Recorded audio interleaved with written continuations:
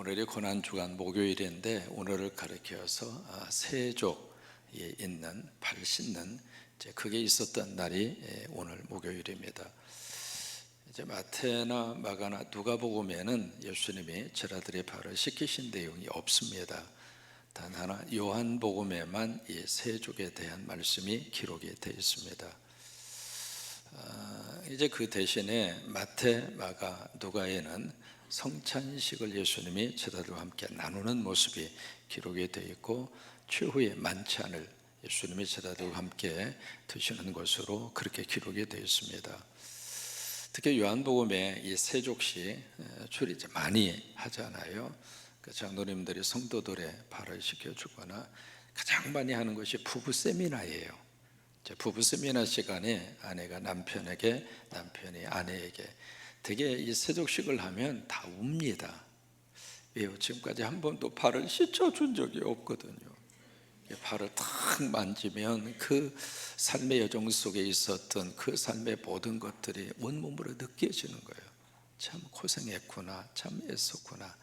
그런 것들이 느껴지니까 이 세족식을 하면서 그렇게 많이 울어요. 근데 이제 이 세족식을 예수님이 제자들의 발을 씻겨 주시는데 어떤 의미를 가지고 이 세족식을 예수님은 제자들에게 하셨을까? 가장 먼저 우리 머릿속에 떠오르는 것은 섬김이죠. 내가 세상에 섬김을 온 것이 아니라 섬기러 왔노니. 그러면서 예수님이 제자들의 발을 씻기신 것. 물론 이 세족이 제자들의 발을 씻기는 것이 섬김의 의미를 갖는 것은 맞습니다. 그런데 거기에서 한 단계 더 나가야 돼요. 예수님이 제자들의 발을 씻겨주신 것은 섬김과 더불어 또 하나 뭐가 있는가? 순종이 있습니다. 왜 제자들의 발을 씻겼을까? 베드로가 그러잖아요. 내 이 전체를 다 씻겨달라고. 그러니까 예수님이 아니다, 발만 씻으면 된다. 그러면 예수님은 굳이 왜 제자들의 발을 씻기셨을까? 저는 여기에서 장로님들 안수하고 장로님들 임직할 때 임의 목회하면서도 그랬습니다. 저는 임의 목회하면서요 좀 독특하게 했는데 임직식을 새벽에 했어요. 이게 어떤 분이 이렇게 축사하러 오시다가 징그람 교회를 내가 다 봤다고, 무슨 놈의 장로 임직을 새벽에 하느냐고. 저는요 저 나름대로 장로 임직에 대한 의미를 가지고 기도하면서 새벽에 하자, 새벽에 하자. 그래서 새벽을 했어요. 한국에 와서도 새벽에 하려고 그랬더니 축하하는 분 때문에 안 된다고. 근데 고집을 그때 좀 꺾었어요. 그래서 여러분들이 지금 장로 임직을 평소에 하는 줄로 고맙게 생각하셔야 되는데, 그래서 새벽에 이제 장로님들 안수할 때 전 꼭 발을 붙잡고 해요. 주님 팔장로 되게 해주세요. 팔장로 되게 해주세요. 목회자로서요 정말 절박한 심정으로 발 붙잡고 기도하는 거예요. 이 교회에 장로로 세움 받아서 머리가 되지 않고 발이 되게 하셔서 성도들을 잘 섬기게 하시고 종과 더불어 사역 잘 감당하도록 도와주시고 이름만 장로가 아니라 하나님의 복받는 장로가 되기 위해서 하나님 팔장로가 되게 하여 주옵소서. 예수님이 제자들의 발을 붙잡고 왜 거기다가 세족을 했을까? 무슨 의미냐면 순종의 의미예요. 순종의 의미. 그러니까 제자들의 발을 잡았다는 이야기는 그 발이라는 게 우리 삶의 이력이잖아요. 내가 살아온 삶의 이력, 또 회사를 다녔던 경력, 그게 삶의 자취란 말이죠. 그러니까 발의 자취를 남기면서 우리가 평생을 살아가게 되는데, 예수님이 내 발을 붙잡고 세족식을 하면서 이제는 네 발로 가지 말고 내가 원하는 발로 살아라. 그게 바로 순종이에요. 내가 가기 싫은 길이라 할지라도 내가 가라 하면 너는 순종하고 걸어가라. 여러분, 그 길이 생명의 길이고 그 길이 복받는 길이고 그 길이 하나님의 은혜가 있는 길이고 그 길이 하나님의 놀라운 살림의 꽃을 피워가는 길인 줄 믿으시면 아멘. 그래서 발을 붙잡고 세족식을 하신 거예요. 먼저 고린도전서 12장으로 우리가 넘어가게 됩니다. 고린도 교회 안에 참 초반부터 분쟁에 대한 문제가 있었죠. 파당이 일어났었죠. 이제 그 문제를 주고받은 다음에 이제는 끔찍한 사건을 언급하면서 음행의 문제를 꺼내놓습니다. 그 문제를 다루다가 이제는 세상 법정으로 쪼르르 달려가서 예수도 안 믿는 사람 앞에서 교회 문제를 가지고 재판받는 교인들을 막 나무랍니다. 그 다음에 이게 결혼 생활이라든지 재혼 문제라든지, 그 다음에 싱글로 살고 있는 사람들의 독신 문제라든지 그 문제를 쭉 다룹니다. 그 다음에는 이 우상 앞에 바쳐진 재물 문제 때문에 교인들 사이에서 서로 티각태각 찌그락짜그락 그냥 서로 으르렁대면서 갈등과 싸움이 있는 그 문제를 9장, 10장, 11장에 걸쳐서 이 우상 앞에 바쳐진 재물 문제를 다룹니다. 오늘 12장부터는 무슨 문제를 나누냐면 성령에 대한 문제입니다. 그래서 성령을 통해서 주시는 은사 문제를 나누게 되는데, 왜 이 문제를 나누게 됐을까? 고린도 교회 안에요, 성령이 충만한 사람들이 많았습니다. 여러분, 교회 안에 성령으로 충만한 사람이 많아야 교회 분위기가 훈훈합니다. 교회는 성령으로 움직여야 합니다. 교회는 성령이 역사하셔야 합니다. 교회는 성령님이 우리들의 삶 속에 뜨겁게 부어주실 때 성령님이 내 인생을 일으켜 주시고 기적을 허락하시고, 그리고 내 삶을 환히 열어주셔서 성령님이 역사하는 곳에 문제 해결함의 복을 받고 살림의 복을 받고, 그리고 하나님의 도움의 복을 받을 수 있는 것이 성령의 역사입니다. 그런데 왜 고린도 교회가 성령 때문에 문제가 생겼는가? 성령님이 허락하시는 놀라운 역사 중 하나가 바로 뭐냐면 은사입니다.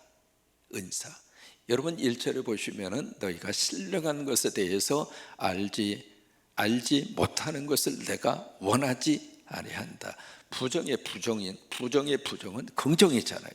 강한 긍정입니다. 형제 자매들이요, 당신들이 신령한 것에 대해서 알았으면 좋겠다. 믿음의 삶에는 신령한 역사가 있습니다. 우리가 이해할 수 없는 영역이 있습니다. 내가 경험할 수 없는 기적의 세계가 있습니다. 뼈에 암이 생긴 그 암을 당신 6개월밖에 못 삽니다. 그게 인간이 바라볼 수 있는 진단이고 해석입니다. 그런데 영적 세계는 그 이상의 역사가 있습니다. 기적을 주시잖아요. 그 몸으로 같이 우간다에 가서 선교 사역을 하고, 그러니까 이게 바로 뭐냐면 영적 세계 속에서는 우리가 도저히 인간적인 이성과 판단으로 우리가 해석할 수 없는 영역이 있다고 하는 거예요. 그게 아멘. 그게 신령한 세계입니다. 이 신령한 세계라고 하는 것을 영어로 어떻게 번역했는가? 성령이 주시는 은사라고 번역한 거예요. 그래서 성령님이 오시면 성령이 내 안에 계셔서 성령을 통해서 우리에게 많은 은사를 허락을 해주는데, 이게 고린도 교회 안에 문제가 된 거예요. 서로 은사를 가지고 비교하기 시작합니다. 내 은사가 당신 은사보다도 훨씬 더 좋다고. 한쪽에서는 은사가 조금 약한 사람들은 그럼 나는 성령 못 받은 사람이냐, 그 문제를 가지고 교회가 막 또다시 그냥 처음에 있었던 것처럼 바울파, 아볼로파, 게바파, 그리스도파, 쪽파, 대파 875원 뭐 그러면서 그냥 막 교회 안에 이 은사 문제 때문에 교인들 사이에 또 파가 생겨요. 그래서 그 문제를 다시 다룹니다. 현대 우리 교회 안에서도요, 그런 문제들이 많이 일어납니다. 내 은사가 당신 은사보다도 훨씬 더 크고, 내 은사가 더 하나님이 직접 나에게 주신 은사이고, 내 은사가 당신 은사보다도 훨씬 더 능력이 있고, 그런 사람들 교회 안에 있어요. 오늘 말씀은 거기에 대해서 말씀을 하시는 거예요. 2절로 가서 보실까요? 뭐라고 말씀을 하시는가? 2절 크게 있습니다. 시작. 너희도 알거니와 너희가 이방인으로 있을 때에 말 못하는 우상에게로 끄는 그대로 끌려갔느니라. 예수 믿기 전에 당신들 어떻게 살았는가? 말 못하는 우상 앞에 절하고 우상 섬기고 우상이 끌어가는 대로 당신 끌리는 삶을 살지 않았는가? 여러분, 그랬어요 안 그랬어요? 예수 믿기 전에 여러분 택일 다 하지 않았습니까? 예수 믿기 전에 이게 액땜을 해야 된다, 그 이야기도 많이 하지 않았습니까? 예수 믿기 전에 못 하나도 제대로 못 받고 이 철저하게 우상들에게 이렇게 매여 가지고 우상이 끄는 대로 끌려갔다 이 말이에요. 지금 우리 한국에 파묘라고 하는 이 영화가 1000만 명 이상의 관중을 동원했다고 그래서 연일 매스컴에서 우리에게 알려주고 있습니다. 한국 사람들에게 있는 하나의 사상이 있죠. 명당. 그냥 명당 자리 찾아서 풍수지리서, 그래서 몇 자리 쓰기 위해서 얼마나 많이 애를 쓰고, 그리고 그 방방곡곡을 다니면서 어느 묘에 써야 후손들이 잘 되고, 그리고 우리 가문이 일어나고, 그런 이야기 많이 들었어요? 안 들었어요? 풍수지리서. 여러분, 이 한국 조선의 역사 속에서 풍수지리서를 가장 많이 주장했던 시대가 고려시대입니다. 그렇게 많이 풍수지리서를 외쳤던 고려가 왜 망했습니까? 아무 의미 없는 거예요. 명당 자리는 전부 다 찾아서 명당에 갖다 보신 분들이 누구예요? 조선시대 누구예요? 왕입니다. 그렇게 묻었으면 오래 살아야지. 평균 연령 33살. 왜 이렇게 일찍 가버렸어? 아무 의미 없는 거예요. 우리가 예수 믿기 전에 이래저래 우상들에게 끌려서 살아왔던 우리들이었습니다.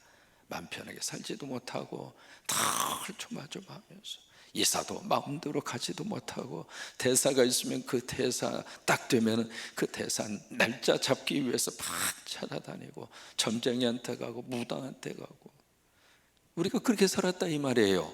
고린도 교회 당신들도 그렇게 살았다 이 말이에요. 그거 우리가 알고 있다 이 말이에요. 그런데 어떤 역사가 나타나는가? 3절에 보세요. 어떤 역사가 나타나는가? 3절 같이 있습니다. 그러므로 내가 너희에게 알리노니 하나님의 영으로 말하는 자는 누구든지 예수를 저주할 자라 하지 아니하고, 또 성령으로 아니하고는 누구든지 예수를 주시라 할 수 없노라. 여기에 2절에서도 너희가 알지, 너도 알고 우리도 알지, 그러면서 2절을 말씀하신 다음에 3절에 내가 너희에게 알린다. 뭐예요? 지금 사도 바울이 고린도 교회 성도들에게 정신 차리고 내가 알려주는 거 들어 이 말이에요. 지금 여러분들 꼭 이 새벽의 시간에 하나님이 말씀하신 이 말씀을 정신 차리고 들으십시오. 뭘 우리가 알아야 하는가? 내 안에 성령님이 계신다는 거. 내 안에 성령님이 계신다고 하는 거. 그걸 알아라 그 말이에요. 여기 알아라 그 말은요, 헬라어 원문 속에 어떤 의미를 가지고 있느냐면 경험하여 체험하라 이 말이에요. 성령이 내 안에 계신다. 그래서 두 가지를 말씀을 하세요. 성령이 내 안에 계시는 사람에게 나타나는 두 가지의 현상이 있다. 첫째, 예수를 저주할 자로 말하지 않을 것이다. 저주받아서 십자가에서 죽었다고 말하지 않을 것이다. 십자가를 저주받은 사람의 그런 죽음으로 십자가를 해석하지 않을 것이다. 우리는 십자가를 그렇게 해석하지 않습니다. 십자가 우리들에게는 능력입니다. 구원을 얻는 하나님의 백성들에게는 하나님의 능력이 됩니다. 십자가 붙잡고 우리는 병을 이깁니다. 십자가 붙잡고 암을 이깁니다. 십자가 붙잡고 고난을 이깁니다. 십자가 붙잡고 이 세상의 삶을 믿음으로 삽니다. 십자가는 믿는 사람들에게 하나님의 능력입니다. 그게 성령님이 내 안에 들어오셔서 우리에게 알려주시는 하나님의 축복이라 이 말이에요. 두 번째로, 성령이 내 안에 들어오셔서 하시는 것이 무엇인가? 예수가 주다. 여러분, 이 단어가 예수가 주다, Jesus is Lord라고 하는 이 단어, 예수가 주다, 이 주라고 하는 이 말이 무슨 뜻이냐면 하나님이라고 하는 뜻이에요. 예수님이 하나님이다. 아주 단순한 표현이거든요. Jesus is the Lord. 이 단순한 표현인데 이게 기독교와 그리고 유대교를 나눕니다. 이것을 누가 믿게 하는가? 성령님이 내 안에 오셔서. 성령으로 아니하고서는 예수를 주라 시인할 자가 없다. 여러분, 예수님이 주님이시라고 믿으십니까? 그러면 내 안에 누가 계세요? 성령이 계신다 이 말이에요. 그게 성령 받은 사람의 가장 중요한 은사라고 하는 거예요. 그러면서 이 고린도 성도들에게 그게 가장 중요한 은사인데, 그 몇 가지 은사 받은 거 그거 가지고 내 은사가 당신 은사보다 크다, 은사 못 받았으니까 당신 성령 받은 사람이 아니야, 당신은 예수 믿는 사람이 아니야, 그러면서 교회 안에 그런 모습으로 시끌벅적지근하게, 그리고 싸우고 다투고, 그리고 남을 업심여기고, 이게 지금 제정신이냐? 우리가 성경 속에서 그 속에 쭉 흐르고 있는 이 말씀을 기록하고 있는 성령님의 그 마음을 우리가 성경을 읽으면서 좀 느끼셔야 돼요. 그래야 성경이 내 안에 살아서 움직이는 거예요. 살아서. 아시겠습니까? 그런 분위기에서 이 고린도전서 12장의 말씀을 주시고요, 이게 이걸로 끝나지 않아요. 마지막 은사에 대한 부분을 마지막에 쭉 주고받은 다음에 더욱 큰 은사를 사모해. 내일 살펴보겠습니다만 8가지 은사가 쭉 나오거든요. 그러면서 어떤 은사이든지 어떤 직분이든지 어떤 사역이든지 똑같은 성령님이, 똑같은 예수님이, 똑같은 하나님이, 우리말 번역에는 크게 안 돼 있습니다만 영어 번역에는 분배해 줬다고 그랬어요. 다 여러분, 성령님이 여러분에게 다 은사 분배해 주셨어요. 우리 자녀들에게 성령님이 은사 분배해 줬어요. 다 주셨어요. 안 준 사람이 없습니다. 모두가 다 주셨어요. 누구는 받고 누구는 안 받고 그 문제가 아닙니다. 다만 내 은사가 드러날 수도 있고 안 드러날 수도 있습니다. 그러니까 누구든지 다 하나님이 은사를 주셨다고 하는 거예요. 그러니까 그 은사를 가지고 형제와 형제 사이에서 서로 티가라 그런 짓 하지 말라. 그러면서 12장 마지막 결론이 더욱 더 큰 은사를 사모해. 그리고 13장으로 가서 뭘 꺼내놓죠? 사랑입니다. 사랑. 이게 가장 큰 은사라고 하는 거예요. 우리 안수 집사님이 그 암으로부터 치유받은 것도 큰 축복이지만 가장 큰 축복은 하나님은 살아계십니다. 이것을 경험하게 하신 것이 큰 축복 아닙니까? 이게 가장 큰 복 아닙니까? 그런 것처럼 은사 중에서 가장 큰 은사를 더 간절한 마음으로 사모해라. 그게 뭔가? 방언도 아니고, 방언 통역도 아니고, 예언도 아니고, 병 고치는 은사도 아니고, 지식의 은사도 아니고, 지혜의 은사도 아니고, 사랑이라 이 말이에요. 사랑. 그리고 14장으로 가서 다시 이 은사 문제를 다시 한번 꺼내놓아요. 그리고 15장으로 가서 부활장으로 이어지게 되는 거예요. 오늘 7절 말씀을 같이 한번 읽겠습니다. 7절 시작. 각 사람에게 성령을 나타내시면, 자 보세요. 각 사람에게 성령을 어떻게 하세요? 나타내셔요. 누가? 하나님이. 누구에게? 각 사람에게. 여러분, 각 사람 속에 여러분 들어가요, 안 들어가요? 들어가죠. 성령을 나타내시는 분은 하나님이세요. 성령을 어떻게 나에게 나타내시는가? 우리 성광교회 교인들에게 새벽에 영성으로 나타내셨어요. 새벽에 우리 자녀를 깨우시고, 이 새벽에 35분의 간증자를 세우셔서 간증을 통해서 성령을 나타내 주셨고, 성령이 각 사람에게 그렇게 나타나신다 이 말이에요. 바라기는 우리 토요일날 새벽에 성령님이 여러분 가운데 나타나셔서 부활동산에 다 오셨으면 좋겠어요. 특히 여러분 자녀들을 꼭 통발하시고, 우리 자녀들이 믿음을 가지고 살기를 원하시면 새벽 부활 그 예배 체험을 꼭 시키세요. 100마디 설교보다도 우리 자녀들이 평생을 잊지 못할 겁니다. 아빠 엄마 손잡고 그 추위의 바람을 뚫고 흰 옷 입고 아빠 엄마하고 함께 묘지에서 드렸던 부활 새벽 예배, 우리 자녀들이 일생을 통해서 그거 붙잡고 다시 믿음의 자리로 돌아옵니다. 다시 은혜의 자리로 돌아옵니다. 다시 하나님의 자리로 돌아옵니다. 우리 하나님이 있는 그 자리로 돌아오면 하나님이 우리 자녀들 끝까지 책임져 주세요. 끝까지 도와주세요. 여러분, 성령님이 그렇게 토요일날 그렇게 나타날 수 있게 되기로 축복합니다. 그래서 7절 말씀에 각 사람에게 성령을 나타내시면 그 목적이 있습니다. 무엇 때문인가? 유익하게 하려 하심이라.